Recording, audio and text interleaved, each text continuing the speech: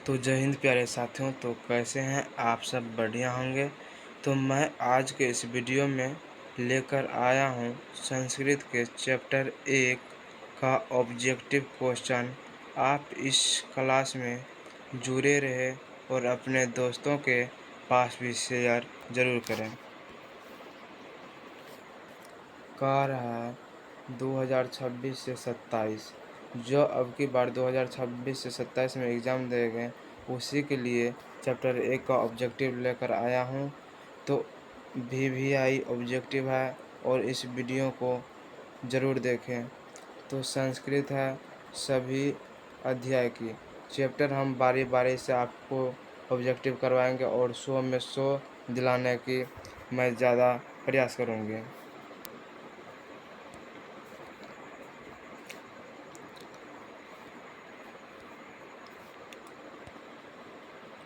और आप चैनल पर नए हैं तो चैनल को सब्सक्राइब ज़रूर करें।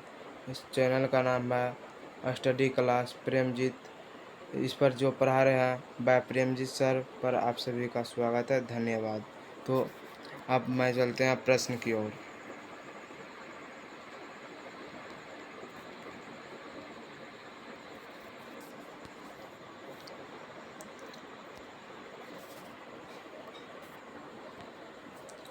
पहला प्रश्न बोल रहा है मंगलम पाठ के लेखक कौन है? तो मंगलम पाठ के लेखक महर्षि वेदव्यास है।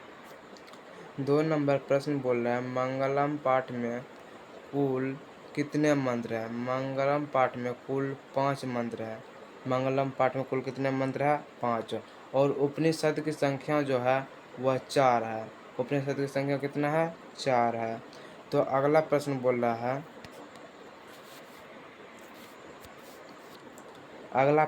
रहा है यह पाठ डैश है।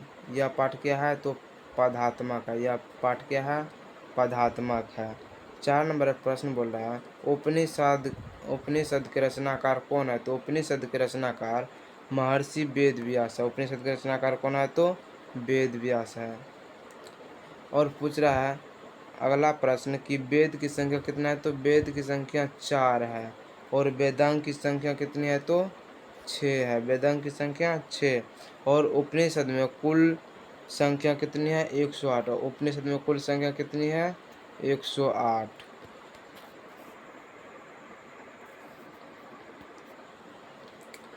6 नंबर प्रश्न कहता है उपनिषद का अंतिम भाग है। उपनिषद का अंतिम भाग है तो वैदिक साहित्य है। उपनिषद का अंतिम भाग क्या है? तो वैदिक साहित्य है। उपनिषद डैश का सिद्धांत प्रकट करता है। उपनिषद डैश का सिद्धांत प्रकट करता है। तो क्या चीज़ का प्रकट करता है? तो दर्शन शास्त्र का। उपनिषद डैश सिद्धांत का प्रकट करता है तो दर्शन शास्त्र का। अगला प्रश्न बोल रहा है परमात्मा की डैश सभी जगह गाई जाती है। जो परमात्मा है उसकी सभी जगह क्या गाई जाती है? तो उसकी महिमा गाई जाती है। क्या गाई जाती है? महिमा। तो अगला प्रश्न बोल रहा है 10 नंबर परमात्मा जगत में सभी जगह डैश है। तो परमात्मा सभी जगह क्या है? तो व्याप्त है। क्या है? परमात्मा सभी जगह व्याप्त है। संपूर्ण जगत डैश है। संपूर्ण जगत परमात्मा है।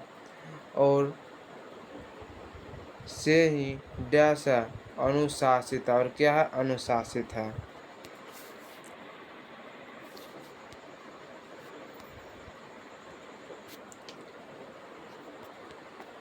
अगला प्रश्न बोल रहा है सभी का तपस्या का फल डैश है। सभी का तपस्या का फल क्या है? तो परमात्मा है। सभी का तपस्या का फल क्या है? तो परमात्मा है।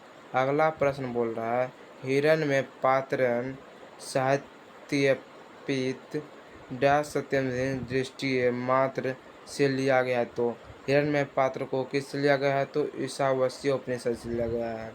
हिरण्य पात्र को किससे लिया गया है? ईशावास्य उपनिषद से लिया गया है। और बोल रहा है अनोरण्यन महतो महियान का कथा आत्मजनो निहत ज्योतिर मंत्र डैश उपनिषद से लिया गया है। तो इसको किससे लिया गया है? अनोरणीय महतो महान को तो कठोपनिषद से लिया गया है। और जो हिरण्य पात्र थे उससे किससे लिया गया था? तो ईशावास्योपनिषद से लिया गया था। सत्य में जयते पूर्ण सत्य पंथ वतति देवताए मंत्र डैश का है? कठोपनिषद का। किसका है? कठोपनिषद का है। यथा नधा स्यंदमाना समुद्रे ऐसी गच्छति नाम रूपे विवाह मंत्र। यानी बोल रहा है यथा नदा स्यंद नाम समुद्रे अपि गच्छन्ति नाम रूपे विवाह मंत्र है। तो किसमें है? तो मुंडकोपनिषद में। किसमें है? मुंडकोपनिषद में।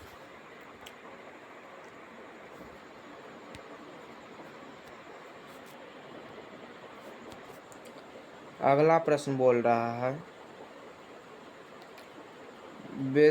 वेद हिमांत पुरुष महानतम आशीर्वाद पंथ विधेयतनम डैश मंत्र से लिया गया है। तो इसे श्वेताश्वर उपनिषद से लिया गया है।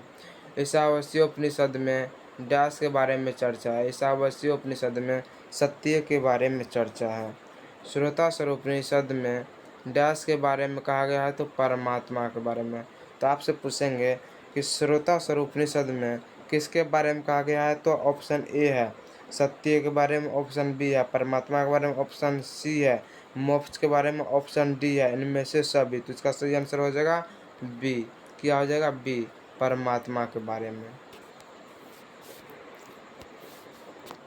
अगला प्रश्न बोल रहा है कठोपनिषद में मोक्ष के बारे में कहा गया। कठोपनिषद में डैश के बारे में कहा गया? तो मोक्ष के बारे में कहा गया।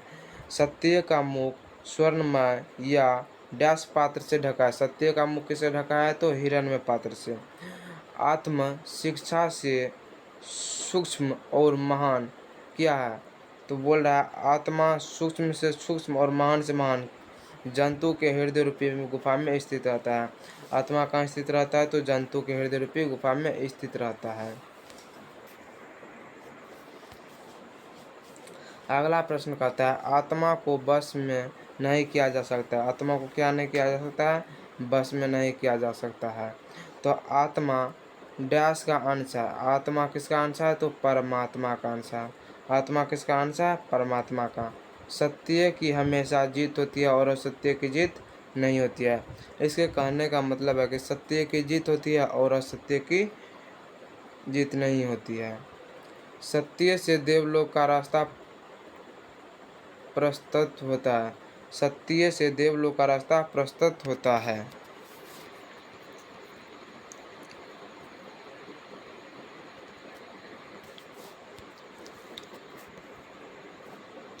अगला प्रश्न बोला सत्य धर्म की प्रतिपथ के लिए डैश को हटा देना चाहिए। स्वर्णमय पात्र को क्या करना चाहिए? हटा देना चाहिए। सत्य ही सबसे बड़ा क्या है? खजाना है। सत्य ही सबसे बड़ा क्या है? खजाना है। सत्य का मुंह हिरण्य पात्र से ढका है। आपसे पूछेंगे एग्जाम में सत्य का मुंह किससे ढका है? तो आप क्या बोलेंगे? हिरण्य पात्र से ढका है। विद्वान शोक रहित होकर डैश को देखता है। विद्वान शोक रहित होकर किसको देखता है? तो परमात्मा को देखता है।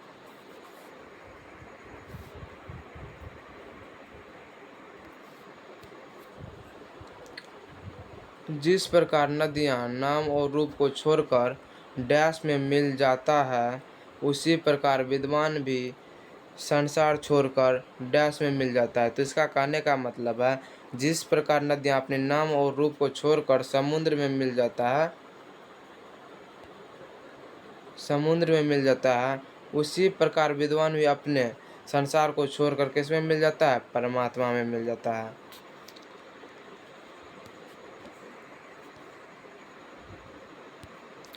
अगला प्रश्न बोल रहा है ईश्वर डैश है। ईश्वर क्या है? सत्य है। ईश्वर क्या है? सत्य है।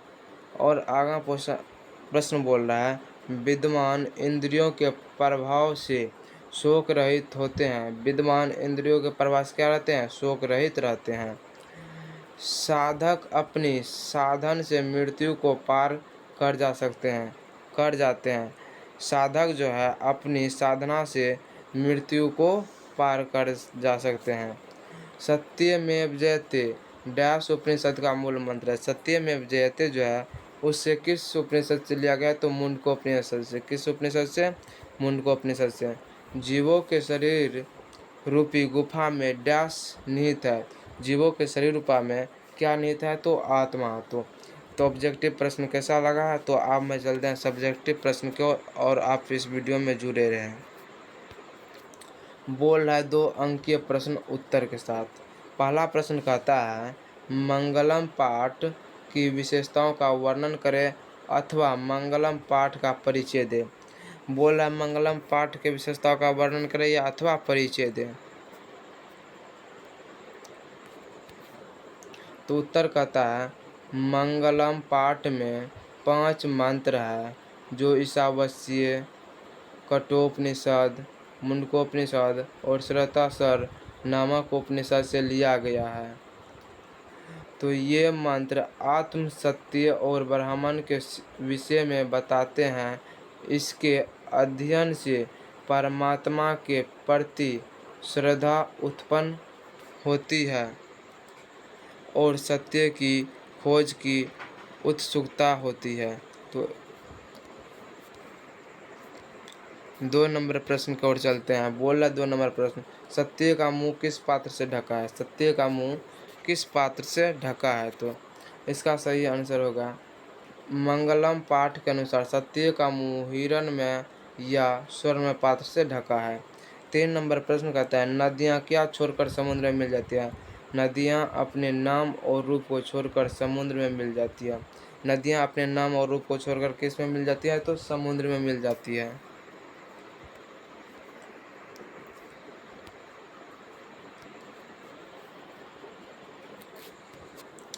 4 नंबर प्रश्न कहता है मंगलम पाठ के आधार पर सत्य का महानता पर प्रकाश डालें। तो इसका सही आंसर होगा मंगलम पाठ में महर्षि वेद व्यास सत्य के महत्व को बताते हुए कहते हैं कि सत्य की हमेशा जीत होती है और सत्य की नहीं। सत्य से ही देवलोक का रास्ता खुलता है। ऋषिगण देवलोक को प्राप्त करने के लिए सत्य का ही मार्ग अपनाते हैं।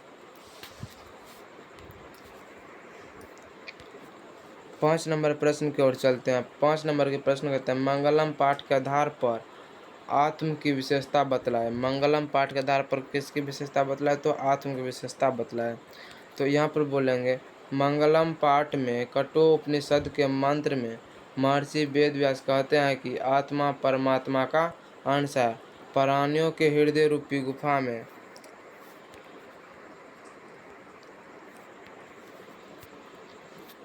प्राणियों के हृदय रूपी गुफा में बंद रहती है। आत्मा सूक्ष्म से सूक्ष्म और महान से महान है। इसे आत्मा को अंश में नहीं किया जा सकता है। आत्मा को वश में नहीं किया जा सकता है। तो अगला क्वेश्चन बोला है 6 नंबर, महान लोग संसार रूपी सागर को कैसे पार करते हैं? इसका सही आंसर होगा महर्षि वेद व्यास कहते हैं कि ईश्वर ही प्रकाश का पुंज है। उन्हें ही भय दर्शन से सारा संसार आलोकित होता है। ज्ञानी लोग उस ईश्वर को जानकर सांसारिक विषय वासनाओं से मुक्त पाते हैं। इसके अलावा दूसरा कोई रास्ता नहीं है। तो 6 प्रश्न तक आ गए हैं। तो और लास्ट प्रश्न बोल रहे हैं 7 के 7 ही तक प्रश्न हम कराएंगे और मिलेंगे नेक्स्ट वीडियो में। तो 7 नंबर प्रश्न बोल रहा है विद्वान पुरुष ब्राह्मण को किस प्रकार प्राप्त करता है? बोल रहा है विद्वान पुरुष जो है ब्राह्मण को किस प्रकार प्राप्त करता है? तो इसका सही आंसर होगा मुंडकोपनिषद में महर्षि वेद व्यास व्याख्या